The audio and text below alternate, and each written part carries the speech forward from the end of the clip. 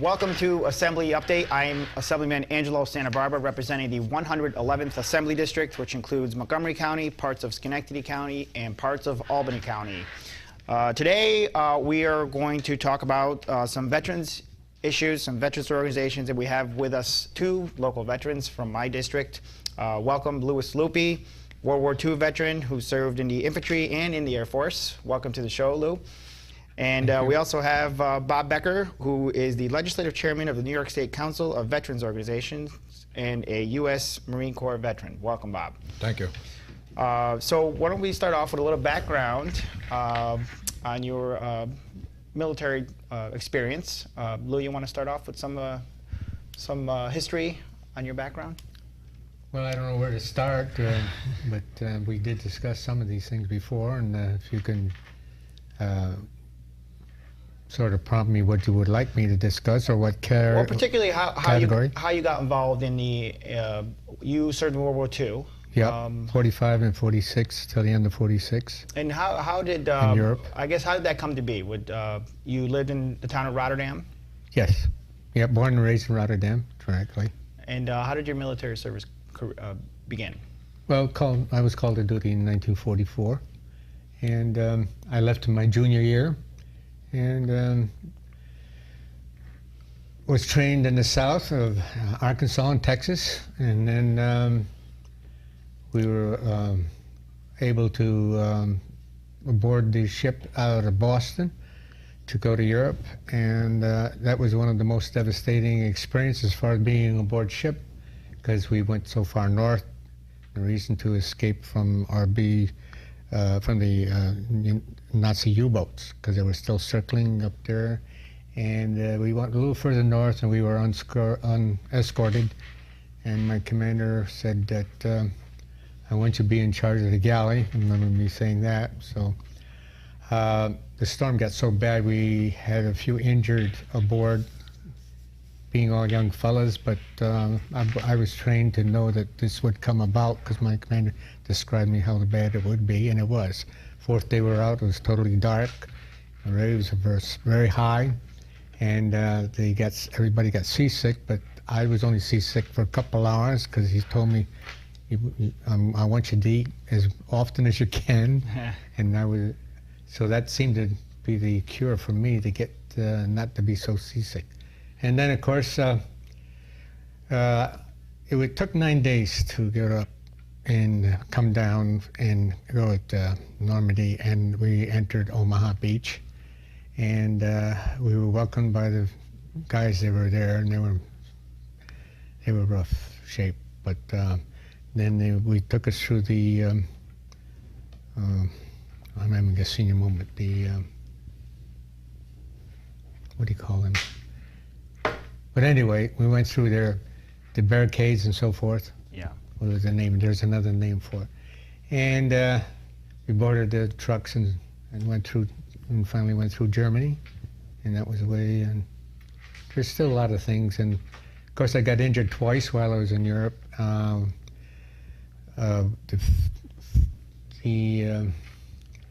was blown off the Autobahn, and that was my second injury, actually.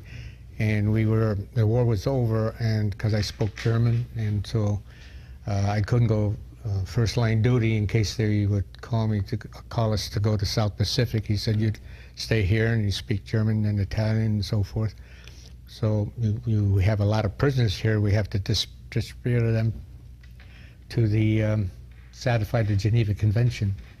And I had a trip of taking 285 with 10 guards to Marseille, France, which took us also 9 days, just about, because the tracks are bombed out. Yeah. We ran out of food. It was very cold winters in 44 and 45. Well, there's more things that happened after the war than I didn't think would be dangerous, but it was. Yeah. And we were blown off the Autobahn there because we, four of us were, we had we just had plain OD clothes, and we're looking for Nazi criminals of war in these DP camps. And something hit us, and our vehicle went up in the air, and that's all I could remember. And smoke and heat and blast. Well, and being inside the vehicle, you Yes. you really don't know what And happened rode outside. down, but I was thrown out toward the rear, so I didn't suffer too much, but enough, broken Yeah. arm and so forth. Yeah. But I already had a busted leg previously, because I was almost 3 months in the hospital with the original. And that was quite an event, and there were other events, and I don't know if you want to know anything else. Yes, but we're going to that's touch general. on those. We're going to touch on those as well. Let's go to Bob now. Sure. Bob, can you tell us a little bit about how you got involved in military service? Well, I got out of high school and worked part-time, and I decided to go into, I bowled in the league with my dad, and we bowled with the Navy recruiters. Well, and then I went down to the next morning because the Navy recruiter says come down, and that's when the Navy and the Marine Corps was together. And the Navy didn't show up, so I joined the Marine Corps. And, Okay. that's how I got in the Marine Corps, and I spent roughly about 8 years on active duty, and the rest of it was with reserves, and I retired as a company, infantry company first sergeant, and spending some time overseas, but I didn't receive any combat. And your years of service to 1960 1960 to 84. to 84. And I know you've been an active veteran since then. in the Very area. much. There's a lot going on. I'm a very strong advocate to help our veterans and their families, and and we just got to change some of the leadership's thinking to help them. We're not really asking to give us all this money and everything else. We just want them to take care of our brothers and sisters who served, and a lot of them come back with injuries, and they're having a hard time. The backlog in the VA system is very scary. They're about a million backlog, and we're trying to help them move it. But, it's a big cycle down there in Washington, D.C. And in the state here, it's not as bad, but it's still a big circle. And I enjoy helping our veterans. We have our monthly meeting. We meet at the 11th floor in the VA hospital for the New York State Council of Veteran Organizations. We have 37 veteran organizations that are part of us. And we talk over legislation, and we approach our leaders in a diplomatic way to tell them, this is our concerns, how can you help us with our concerns, and some of the leaders really don't know who we are. Yeah. And like I said, the American people really don't know who we are. I think we have roughly 2% of American going into the military. That means there's 98% that doesn't know who we are. Yeah. And we're not trying to force anything on the general public or our leaders. We just want to let them know that we served our country and we help keep this country free. And we just want a little help from our leadership in the federal government and the state. Well, and I think that's important. And I do serve on the Veterans Committee, and I do Yeah. hear your name come up, and I know you're I there. I come to the meetings, and I appreciate what they're doing, and I understand that there's the dollar sign is a big thing. If there's no money, you can pass any law if you don't put any funds to it. Right. What good is it? Right. But you need the funds to it, and so there's some issues in the state here that we're happy, like the Senate came out with a veteran cemetery, which we've been fighting as the council for the last 25 years to get one. We haven't got it yet. Well, I can say the Assembly and the Senate put funds in their budget, and it passed, which is good. Now, I think it's Senator Ball that has the cemetery bill, and I think it's going to have to be down in around his area, not because he put the bill in, it's because they base everything on population. Right. And when you go north of Albany here, the population goes down in veterans, and so we want to make sure we we have a cemetery that takes care of our veterans. There's a higher concentration of veterans Yeah. living in that area. Yeah, you got Nassau County and Suffolk County, I think is the two biggest counties in veterans, and then you got Erie County. Yeah. And then like Schenectady County has roughly about 13,000 veterans, which Okay. is really small. Then you got the Hamilton County, it's got about 560 veterans. Yeah. So it's you a can big see that difference. we don't want to go too far north, but we don't want to push them out. Right. No. Yeah, you'd like to include We everybody. like to include everybody, and no, most of the people when they go to visit their next of kin in the cemetery, they don't want to drive 2, 3, 4 hours to get to Right. it. They want to drive reasonable, Sure. maybe an hour or Sure. something like that. So Yeah, and that's something that's very important, and that would really mean a lot, I think, to our veterans in New it York would. State. You know, the federal government will build the cemetery for you. Well, there's criteria. The state has to own the property. The federal government builds a cemetery for you and give it to. The question is who now?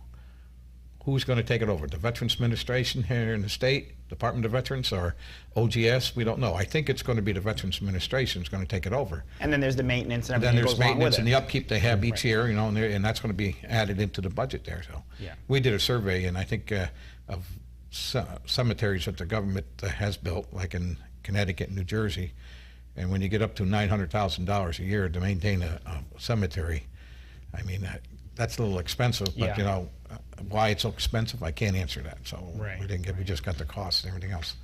But you know, we're hoping everything falls in place, and I don't like, there's some of the information in it that I really don't like. I don't like our municipalities getting involved in let the state run the cemetery, not the municipalities, Yeah. because that leaves the door open for political influence and who gets buried in the cemetery. And I don't, if it's going to be a veteran cemetery, let's leave it for the veterans. Right, exactly. It shouldn't be a political issue. This is about Right. veterans and about people that served our country. Right. And you mentioned people coming back with injuries. I know, Lou, you had talked about some injuries. How did those injuries affect your life when you came back from overseas? Well, I recouped quite well. And of course, now at my age, I mean, I just can't run or like I used to, and I can't lift anything, and because it's developing a little arthritis in the joints and so forth. But I'm being fairly well taken care of by the Veterans Administration, and And you've been so to I, the my VA hospital vitals, my vitals are good. I passed it. My Okay. physical vitals good a couple of weeks ago. Okay. And I know, and Bob, you volunteer actually at the VA hospital. Yes, I drive for the DAV, picking passengers up in Schenectady County and taking them to and from the VA hospital Monday through Friday.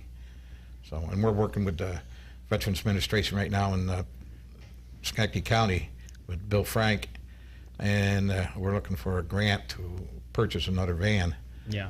Because the one we got good. right now has got about 140,000 miles, and we got it when it was only 2 miles on it. So it's getting to a point where Yeah. it's going to the maintenance shop maybe every other week, and so we don't want to lose our veterans. This is just, it's something that we wanted to do for a long time, is help our veterans so they don't have to take the bus and everything else and use some Yeah. of their monies. That's why we drive them over, and we pick them up, bring them back home, and it's they appreciate it. So. Yeah. And what are you seeing? I never had a chance to visit the VA hospital as well on particular days when events are going on up there. What are you seeing as far as people in the VA hospital? Is there overwhelming need for it, or is it fluctuating, or do you think Well, that? the Veterans Administration, I have to commend General Tuchecki, who runs the Veterans Administration on the national level. The VA hospitals, and I only could speak of a couple I've been in, the one down in Palm Beach, I think West Palm Beach, Florida, and no, 3 of them, and one in Washington and here. And I have to say I commend them for they do a great job. Linda Weiss, our director of the VA in Albany here, her staff does a marvelous job, you know, and their job is to serve the veteran and help them with their health care, and they do a great job. I can't knock them. I wish I could, but I can't because they do a great job. But it's I got to give credit where credit is due, I right? do, you know, Yeah. and I'm a hard person to give credit where credit's due, but I have to give them credit over there because they take care of me. I'm a disabled vet, and I go over and and use the VA quite often. So. And I know you both are involved with many organizations, veterans organizations. We are going to take a short break. We've been talking with Louis Lupi and Bob Becker. When we come back, we're going to talk about some of the organizations, some of the other veterans issues in your community. In the small town of Elmira, New York, a boy was born into an all-American family. The odds of him achieving his dream in the fashion industry? 1 in 23 million. The odds of having a child diagnosed with autism? 1 in 88. I am Tommy Hilfiger, and my family is affected by autism. Learn more at autismspeaks.org/signs. Packers. Viking. Packers. Viking. Viking. Red state, blue state, vegan. Carnivore. We come from different places. Uptown. Downtown. Night owl. Early We bird. come to different conclusions. Half empty. Half full. But when we live united, we create real, lasting change in the building blocks of life. The education, income, and health of our communities, Live. our families, United. even the person next to us. Live united. Real change won't happen without you. So give, advocate, volunteer, live united. Sign up at liveunited.org.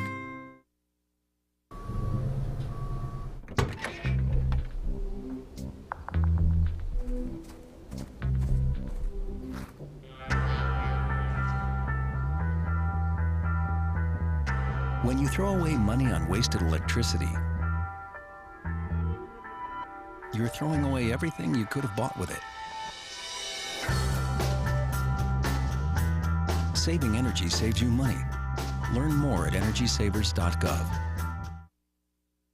So, I'm kind of new here, but I've noticed a trend. My human does this funny thing where she goes around and gets all my toys, and then she hides them in that basket by the door.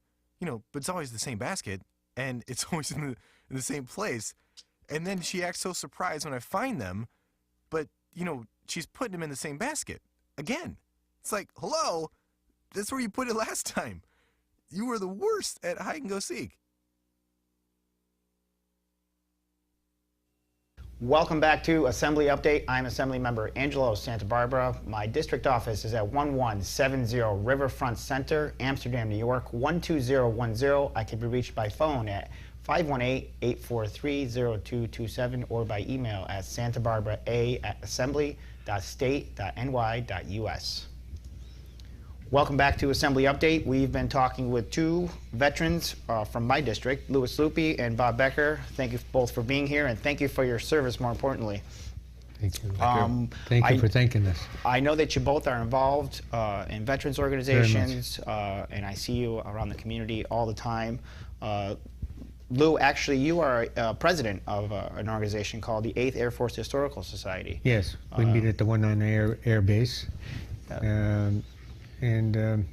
We had a large number of veterans going way back our historical society is divided into 3 sections. We have the downstate, which is New York City area, Staten Island, that is below Kingston to New York City. And then we have the upper center, which I'm the president of, and then we have the, which is the greater part, and then we have the western, which is Syracuse to Buffalo. And ours, the central, is from the Syracuse to the border of Vermont and Massachusetts. And these are all veterans involved in this organization? Yes, now what has happened, because we're losing a lot of the veterans, especially World War II, and we are allowing members that want to join, even though they didn't serve in, say, World War II or Korea and so forth, they're able to join as honorable members. Now, and that's, and I've had a chance to visit a lot of the organizations and the VFWs as well, and Right. I know there's a lot of organizations that they're all saying the same thing. The American Legion, Yeah. they're saying that we used to have a tremendous membership and it keeps shrinking. Bob, is that what you're finding across the district? We're losing about 1,500 World War II That's veterans right. a day. That's a big number. They had 16 million World War II veterans. They're down to 1 million now. Wow. So, and it's it's scary, but reality, we're going to get to a point that we're all going to end up dying, but it's happening, and it's really shrunk. We had 26 million veterans in the United States, and right now I think we're down to about 22. And that's all errors, and memberships in these groups are shrinking. I know the VFW, Yes. we did have a good turnout on Memorial Day, but however, in past years, we haven't seen the room as full. Yeah, well, the American Legion and the VFW are the two largest veteran organizations with roughly, a couple years ago, they had roughly 3 million members. They're below the 3 million now. It's going down, and it's not that they're not out there. We got an awful lot of veterans coming back from Afghanistan and Iraq, but they're all young, and most of the ones don't join right away. They usually get a job and have a family and everything else. Then as the kids grow up, they eventually join us. And like the Marine Corps League in the state of New York, we're roughly 6,000 members. We were at 7,000 members here about 5 years ago, so you can see that they're going down. Yeah. And And one of the things that you're involved with directly, Bob, and I know I've seen both of you at veterans events. Memorial Day had just passed. Those ceremonies are very important to the community, in my opinion, and your organizations that are involved are the ones that are shrinking. What goes into the Memorial Day service we just had in Rotterdam? What goes into putting that together? well, number one, we sit down, we have a veterans committee in Rotterdam, and we bring in all the veteran organizations that are in Rotterdam, and we bring in the fire department, because usually they're part of us too, because they're part of our parade that we have and everything else. And then we sit down and discuss and who's going to do what, and we usually have to find a guest speaker, and that's getting harder and harder because our military is moving away from us. We lost the Marine Corps Reserves in Albany, or in Schenectady. They moved to Connecticut, and it's shrinking down. So it's hard to get that. And that's sit down, and we sit down, and then we give everybody a job, and then Memorial Day comes. It's the same way with the parade. We put both together at the same time. Right. And the parade is a hard thing because I had to cancel last week's parade, which was hard. Because of the weather, right? Because of the weather, and I think I did the right thing. But some people say, well, it didn't rain. Well, I can't do anything about that. It's better to be It's better safe. be safe and sorry. Yes. But it's everybody's effort over there. Everybody's input makes us move forward, and it's nice to have everybody that we have. In Rotterdam, we have more on the Veterans Committee than we have in the Schenectady County one, because we got about 5 that's actually running the Schenectady County Veterans Council. Yeah. And we do that because we had Vale Cemetery on Memorial Day, and we had about 250 people present, which really was good. That's growing. And then we had the one down at Veterans Park, which is right after Vale Cemetery, and that's growing. And Rotterdam had a good turnout, but not as good as in the past. I saw, yeah. So the past we've had others. I don't know. Maybe most of our people are thinking that, well, it's a holiday, so I can go out and whatever you want to do. But it's important to remember the true meaning of the holiday. Oh yes, remember our brothers and sisters. That's what the day is, to remember them that did so much for us. Right. We wouldn't be here today if it wasn't for them. Yeah. And we have to thank every one of them. Yes, absolutely, and that's what that holiday is about. And Lou, I know you attend all these ceremonies, almost all of them. I see all of them. What does it mean? Try. What does it mean that these are happening year after year? What does it mean to you attending these events? Well, it's our patriotism and devotion, and that we love our country and our freedoms. And we recognize the human being where other countries perhaps don't know and recognize like we do. We're a famous country. And I would like to see it done even better in some avenues and some departments and so forth. And it's too bad that times have changed where some of this has been overlooked, and we should have more people that be interested in our basic freedoms that we have and promote them. And that's I was happy. I'm happy to see that these these parades and these ceremonies are still happening. I was in Hageman and back in Schenectady and in Rotterdam, and they're happening all over the district. Whether or not the attendance is growing in all of them, I don't know, but at least there's still people still taking charge and making them happen, people like yourselves, and I want to thank you for that. And you talked a little bit about, you know, remembering veterans and doing things for veterans. I know, Bob, you've been involved with policy. You're up here at the Capitol. What are some of the issues right now that are really important? Our council, New York State Council of Veteran Organizations, got 4 issues this year. One is the Veterans Tax Credit. We feel that if a business hires someone, they should be able to get some kind of tax credit, and I think there's some legislation right now pending.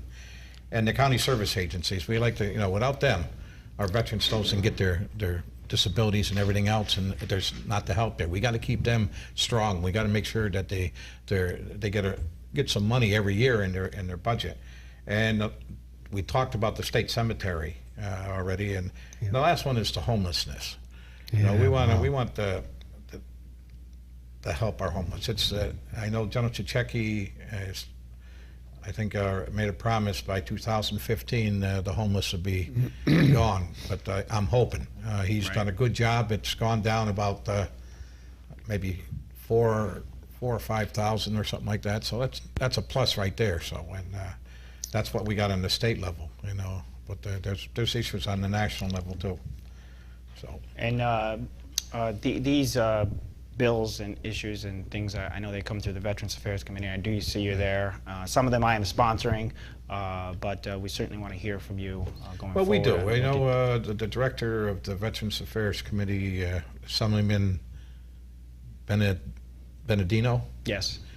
Nice guy, and he's doing a great job. You know, and we just hope that we can get some of the stuff passed. I know there's 2 parties there, you know, and we're hoping that the 2 parties can understand who we are and leave the rest of the political arena out of this. So that's all we're looking for, is working together as a team to create a better lifestyle for our veterans and their family after they have served our country. And to make sure that we're honoring our veterans and doing the right thing for them. And you're right. What you both said it.